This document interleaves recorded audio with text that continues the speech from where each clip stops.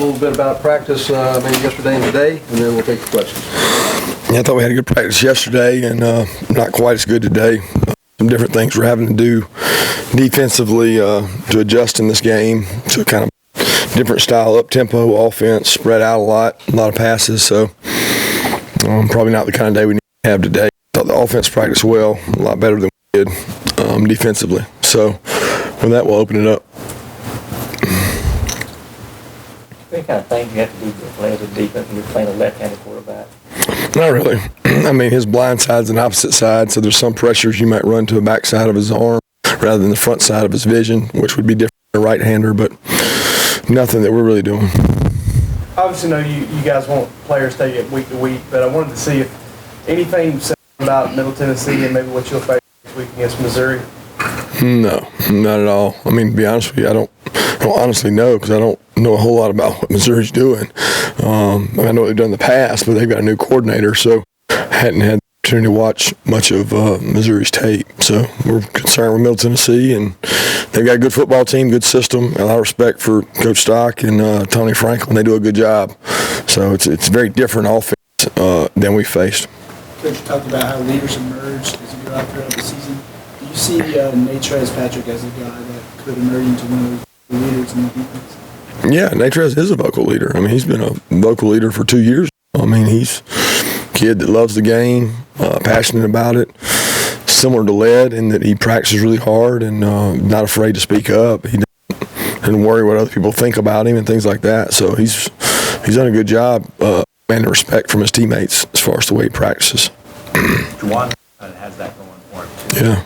Is he kind of taking a bigger kind of leader of the front seven or in the defense kind of? Say definitely the linebacker unit. He's probably the hardest practicing kid on our total defense. So he gets immediate respect from the way he practices, and he is a vocal leader, and he's taking much more of a leadership role. It's important to Juwan to do that. Juwan and Keon, two guys that kind of come to mind. I'm sure there are others that sit around and kind of bided their time and all of a sudden playing key roles for the defense. How does that make you feel as a coach when you kind of see that guys waiting around and then bam, their opportunity? Hard work pays off. I mean, I think this is a defense that the system allows you. Once you know it and you have confidence in the system and you understand it, you can use the tools in the defensive system to help you to play. It's not a system that says because you're the best athlete, you go out there and play. You got to understand what offenses are trying to do to you and how you can use the call we give you to help yourself. They both understand that, and they've been here, like you said. They've been in the system for 4 years. I mean, they understand how to use the system, and it helps them. And they're both really hard workers, good special teams players too. What was it about Tay Crowder that you saw with him as a running back you thought would translate to being a linebacker in this league? Well, he's athletic. He's big, fast, athletic. I mean, those are all qualities of a good linebacker. And we were pretty deep at back at the time. And I think he could have been a good running back. I don't know if he'd have been like the guys we had, but he had an opportunity to come over. And when you play space teams all the time, you want space players. And that's where Tay's probably at his best is change direction. He's a former receiver from high school, and he fits the mold of being able to run with backs and tight ends. Do you remember evaluating DeAndre Baker as a recruit? And when you got here, he hadn't played that much. What did you think he had? Well, we evaluated him at Alabama. We thought he was a really good player. We didn't pursue him as hard as we did some other guys, and probably were wrong on that. He had track speed. I mean, he was a 400-meter. He was a guy, he could fly. So usually the first thing you look at corner is size, speed, and he checked off both the boxes there. But he's a kid who's developed and gotten better. I mean, from the time we got here, we thought he was a good player. We thought some guys were in front of him, and I was telling him the other day, I remember, I think it was yesterday, he had a good training camp that first year, and really was competing for the starting job with Briscoe and some other guys, and was probably neck and neck. We went with the other guys, and then what happened in the Ole Miss game, and he got to go out there, and ever since then he's been getting better and competing, and he kind of proved us wrong that he should have been out there the whole time. The inside linebacker, those top four guys. They're doing a good job. They what's best is they all complement each other. So our ability to play all four of them helps keep them fresh. I thought that Natrez made a couple plays Saturday that he might not have made had he not just come from the sideline. So they're able to go 4 or 5 plays, come back in. So you see max effort. I think sometimes at the linebacker position you play guys too long, they get tired. So those 4 guys have rolled and done a good job. Channing, Tyndall, and Quay are coming on. As they learn it, they're going to be able to help us because they're probably both a little more explosive and quick twitch and faster. They're just still learning and learning the defense, and that's important for them. The other 4 know what to do really well, and they continue to do well, and they put us in the right call. And I appreciate how they practice. They practice really hard. Kind of to ask sort of a bigger picture question on the that you've done a coach here through in your 3rd year now. I mean, I you had that practice today, and there's that same type of fire and mentality regardless of the opponent that you face, and you know you've been able to preach the whole thing about the standard every week, and so I was just wondering, like,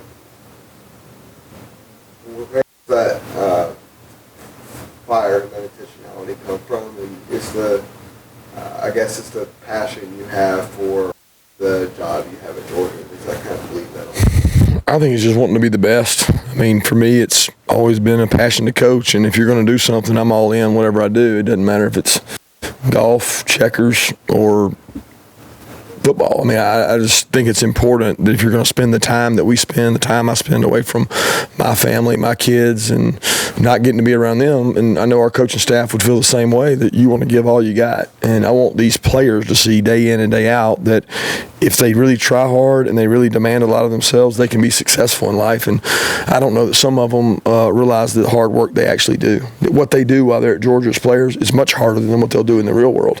I mean, when they got to get up, go to class, work all day, go to workouts, do football, and then they get a 9-to-5 job, sometimes they think that's a little bit easier. But I want them to be able to say that our coaching staff set an example of giving them everything they had every day. So that's what's important to me. Seen John Theus out there working with you guys a little bit. What's his official role, and how did that come about? I know he retired in the NFL, but how did it come about? Did he reach out to you, to him? How did that work? Well, he finished up his career, and he's graduating, so he's a undergraduate student assistant.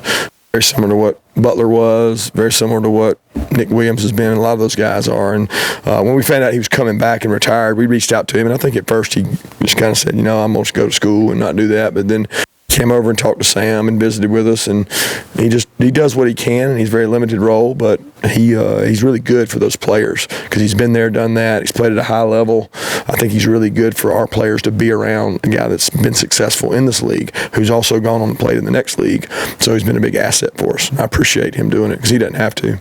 Coach, how do you feel about interior defensive line guys?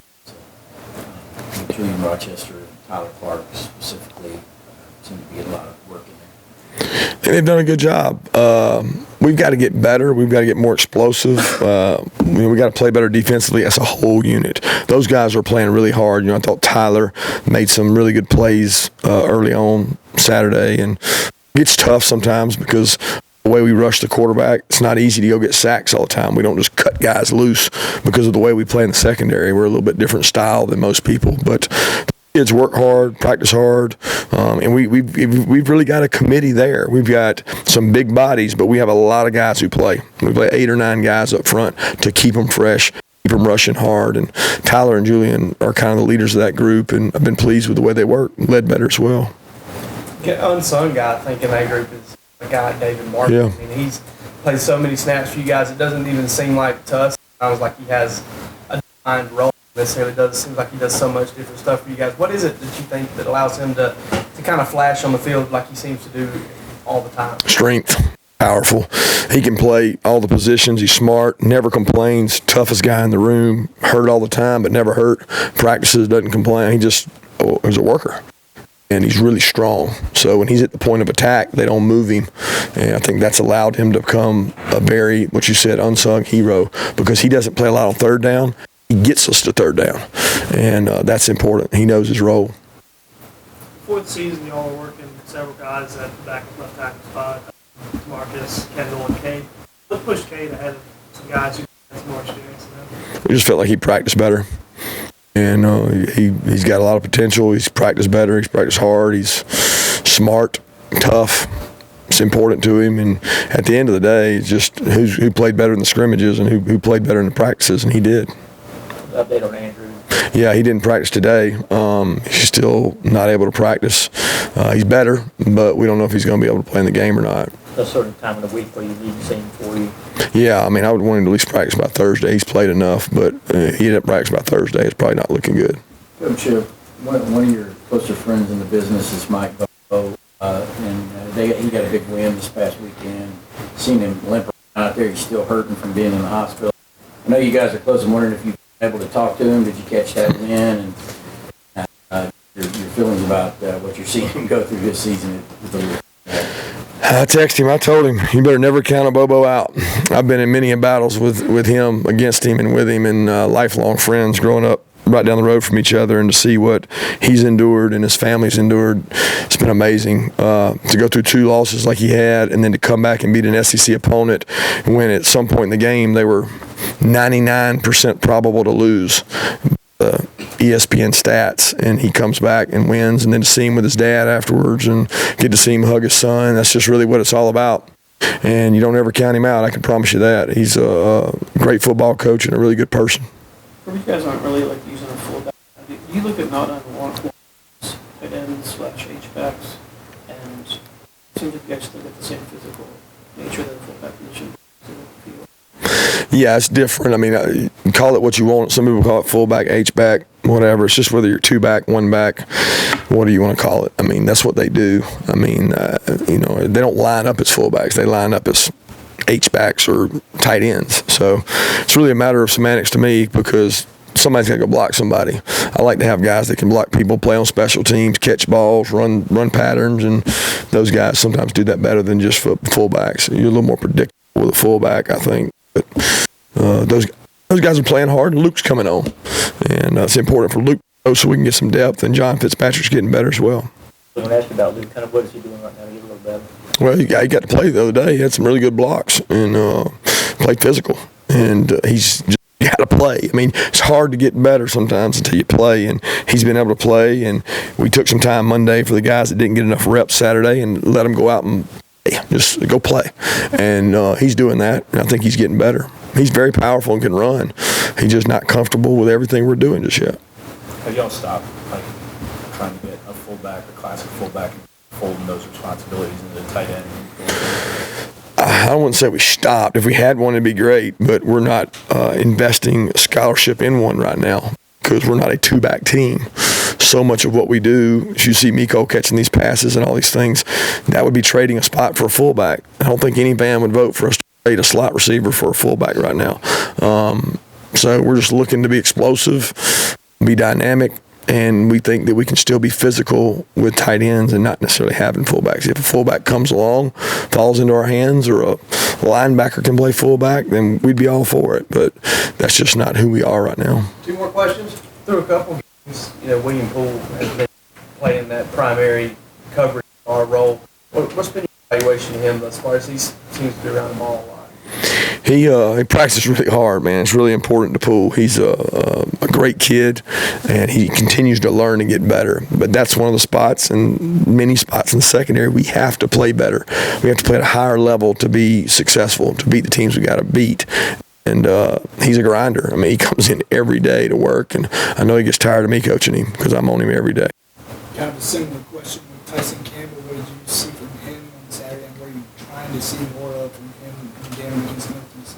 Confidence, just playing with more confidence and getting his hands on people. He didn't play bad the other day. He played against a good receiver and good quarterback, and gave up a big play at the end. And I think that he's going to get better, and the only way he's going to get better is play. And we've said that over and over, that we got to go through some growing pains with these guys because we lost a lot of productive players in the secondary, and Tyson continues to work hard.